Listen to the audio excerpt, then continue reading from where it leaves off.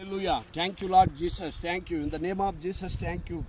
దేవుని యొక్క కృపను బట్టి కీర్తనకారుడు దావీదు అంటున్నాడు 6వ కీర్తన 6వ వచనములో, నేను మూలుగుచు ప్రతి రాత్రియు అలసి ఉన్నాను, ప్రతి రాత్రియు కన్నీరు విడుచుతున్నాను. నేను ప్రతిరోజు బాధపడుతూనే ఉన్నాను. ప్రభువా, ఏంటి నా బ్రతుకు, ఏంటి నా జీవితం, ఏంటి నా సమస్యలు, ఈ కష్టాలేంటి, ఇరుకులేంటి, ఇబ్బందులేంటి, వేదన పడుతున్నాను, బాధపడుతున్నాను నాయనా.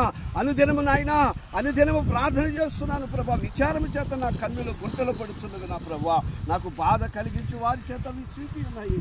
ఎంతోమందిని బాధ పెడుతున్నారు, ఎంతోమంది నన్ను వేడిపిస్తున్నారు, ఎంతోమంది నన్ను శోధిస్తున్నారు.